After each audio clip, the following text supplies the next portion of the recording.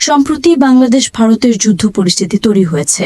পাকিস্তান ভিত্তিক সশস্ত্র গোষ্ঠীর লস্কর-ই তায়বার প্রতিষ্ঠাতা হাফিজ সাইদের একটি সাম্প্রতিক বক্তব্যকে ঘিরে তিনি বাংলাদেশকে পূর্ব পাকিস্তান হিসেবে উল্লেখ করে ঘোষণা দিয়েছেন যে ভারতের ভূখণ্ডে আক্রমণ পরিচালনার জন্য তারা বাংলাদেশের মাটিকে ব্যবহার করার প্রস্তুতি নিচ্ছেন।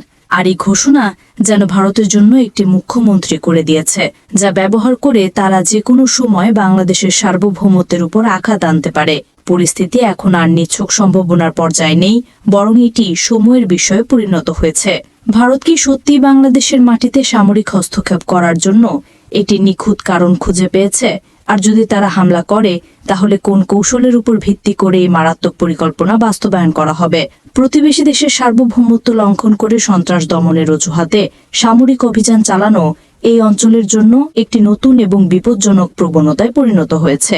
ভারত, পাকিস্তান, এমনকি ইরানও প্রমাণ করেছে যে জাতীয় নিরাপত্তা প্রশ্নে তারা প্রতিবেশীর ভৌগোলিক অখণ্ডতাকে সামান্যতম সম্মান দেখাতেও প্রস্তুত। এই নীতি যদি অব্যাহত থাকে, তবে বাংলাদেশের জন্য একটি ঘোর বিপদ অপেক্ষা করছে। ভারত পাকিস্তান সংঘাতের সবচেয়ে স্পষ্ট উদাহরণ পুলওয়ামার হামলার পর ভারত যেভাবে পাকিস্তানের আকাশ সীমা ভেদ করে বালাকোটে বিমান হামলা চালিয়েছিল, যা অপারেশন সিন্ধুর নামে পরিচিত। সেদিন তারা একটি স্পষ্ট বার্তা দিয়েছে যে ভারতের নিরাপত্তার প্রশ্নে কোনো ভৌগোলিক সীমানাই আর অলঙ্ঘনীয় নয়। আত্মরক্ষা এবং ক্রিয়েটিভ স্ট্রাইক বা আগাম হামলার মতবাদকে সামনে রেখেই ভারত এই ধরনের আগ্রাসনকে বৈধতা দেওয়ার চেষ্টা করেছে। পাকিস্তানও একই ধরনের নীতি অনুসরণ করেছে। নিজে দেশে তেহরিকি তালেবান পাকিস্তান টিটিপি এর হামলার জন্য আফগান তালেবানকে দায়ী করে তারা একাধিকবার আফগানিস্তানের ভূখণ্ডে সামরিক অভিযান পরিচালনা করেছে। পাকিস্তানের দাবি ছিল, যেহেতু আফগান সরকার টিটিপিকে নিয়ন্ত্রণে ব্যর্থ, তাই তাদের নিজেদের নিরাপত্তার ব্যবস্থা নিজেদেরই করতে হবে। ভারতের এই সামরিক মতবাদ শুধু পাকিস্তানের ক্ষেত্রেই প্রযোজ্য নয়। দেশটির উত্তর পূর্বাঞ্চলের বিদ্রোহী গোষ্ঠী যেমন ULFA-I এবং NRA-COD এর ঘাঁটি গুড়িয়ে দিতে ভারত অতীতে মিয়ানমারের অভ্যন্তরে অভিযান চালিয়েছে। এই প্রতিটি ঘটনায় ইঙ্গিত দেয় যে ভারত তার কোরবানিচলীয় সীমান্তেও একই ধরনের সামরিক নীতি প্রয়োগের সক্ষম। আর এই বিপজ্জনক ধারা সর্বশেষ সংযোজন ঘটিয়েছে ইরান। তারা পাকিস্তানের বেলুচিস্তানে জয়শালা দলের ঘাঁটিতে ক্ষেপণাস্ত্র নিক্ষেপ করে, যার জবাবে পাকিস্তান ও ইরানে পাল্টা হামলা চালায়। এই ঘটনা প্রবাহ একটি বিষয়কেই প্রতিষ্ঠা করেছে: রাষ্ট্রগুলো এখন সন্ত্রাস নির্মূলের নামে অন্য দেশের মাটিতে সামরিক আগ্রাসনকে তাদের ন্যায্য অধিকার হিসেবে বিবেচনা করছে। আর এখানেই বাংলাদেশের জন্য বিপদ সংকেত বাড়ছে।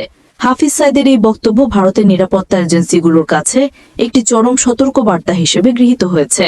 ভারতের অন্যতম প্রভাবশালী গণমাধ্যম টাইমস অফ ইন্ডিয়া তাদের একটি প্রতিবেদনে উল্লেখ করেছে যে লস্কর-ই তৈবা বহু বছর ধরেই বাংলাদেশে তাদের নেটওয়ার্ক তৈরির চেষ্টা চালিয়ে যাচ্ছে। তাদের বিরুদ্ধে স্থানীয় যুবকদের জঙ্গিবাদে প্ররোচিত করা এবং সন্ত্রাসী কার্যকলাপের জন্য প্রশিক্ষণ দেওয়ার মতো গুরুতর অভিযোগও রয়েছে। হাফিজ সাইদের প্রকাশ্য ঘোষণার পর ভারতে যদি এই সিদ্ধান্তে পৌঁছায় যে বাংলাদেশ সরকার এই সন্ত্রাসী গোষ্ঠীকে দমনে অপারগ বা উদাসীন, তাহলে তারা নিজেরাই সরাসরি হস্তক্ষেপ করার একটি বৈধ কারণ খুঁজে পাবে।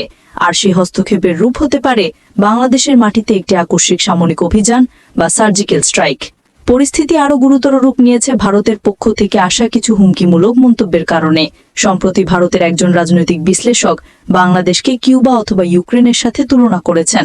তার ভাষ্য মতে, ইউক্রেন যেমন রাশিয়ার নিরাপত্তা উদ্বেগ উপেক্ষা করে সামরিক আক্রমণের শিকার হয়েছিল, বাংলাদেশও যদি ভারতের নিরাপত্তা সংবেদনশীলতাকে অবহেলা করে, তবে তার পরিণতিও একই রকম হতে পারে।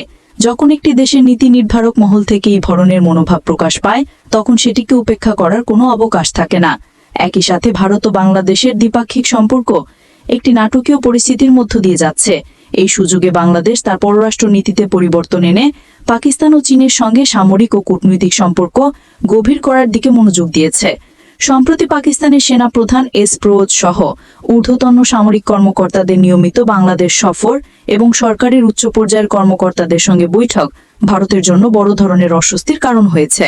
ভারত এই ঘনিষ্ঠতাকে তারা আঞ্চলিক নিরাপত্তার বিরুদ্ধে একটি কৌশলগত অক্ষ হিসেবে বিবেচনা করতে পারে।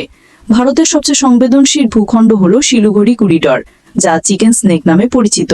প্রায় 22 কিলোমিটার প্রশস্ত এই সরু ভূখণ্ডটি ভারতের উত্তর পূর্বাঞ্চলের 7টি রাজ্যকে মূল ভূখণ্ডের সাথে যুক্ত করেছে। ভৌগোলিকভাবে এই করিডোরটি বাংলাদেশের সীমান্তের একেবারে সন্নিকটে এবং এর ওপর চীনের কৌশলগত দৃষ্টি রয়েছে। ভারত সর্বদা এই করিডোরের নিরাপত্তা নিয়ে গভীর উদ্বেগে থাকে।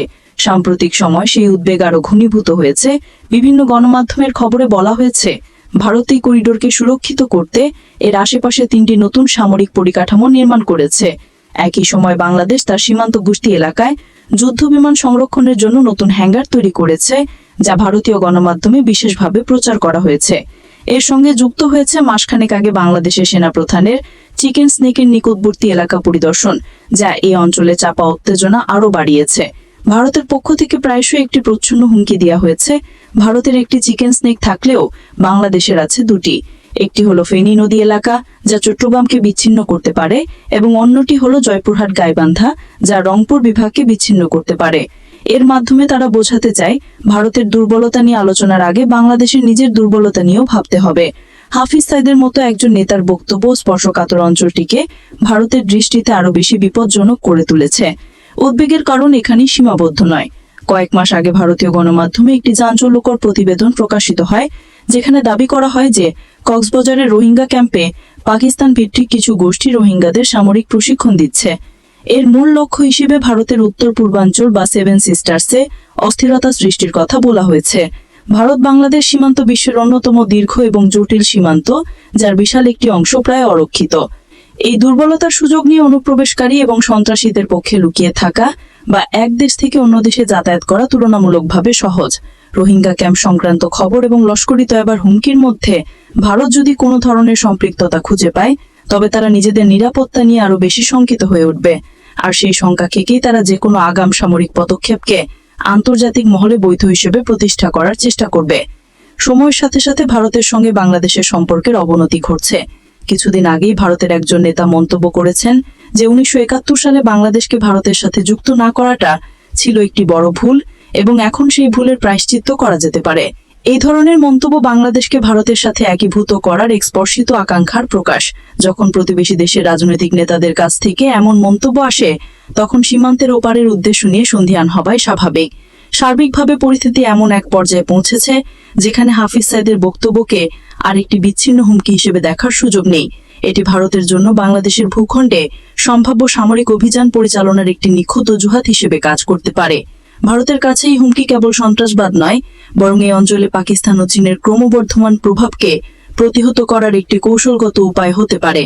ভারতে যদি মনে করে যে তার নিরাপত্তা সত্যি হুমকির মুখে এবং বাংলাদেশ থেকে উদ্ভূত সংকট কূটনৈতিকভাবে সমাধানযোগ্য নয়, তাহলে তারা খুব দ্রুতই বাংলাদেশের অভ্যন্তরে সার্জিক্যাল স্ট্রাইক পরিচালনার সিদ্ধান্ত নিতে পারে। সামরিক প্রতিশোধের এই বিপজ্জনক খেলায় বাংলাদেশকে তার ভূখণ্ড কোনোভাবেই অন্য দেশের বিরুদ্ধে ব্যবহৃত হতে দেওয়া উচিত নয়। এখন বাংলাদেশের জন্য একমাত্র পথ হলো কূটনৈতিকভাবে নিজেদের অবস্থান কঠোর করা এবং দেশের ভেতর থেকে যে কোনো ধরনের সন্ত্রাসবাদী কার্যকলাপকে সমূলে উৎপাদন করা। অন্যথায় এই ভূরাজনৈতিক দোল্লায় বাংলাদেশের নিজের সার্বভৌমত্বকে একটি চরম ঝুঁকির মধ্যে ফেলে দিতে পারে।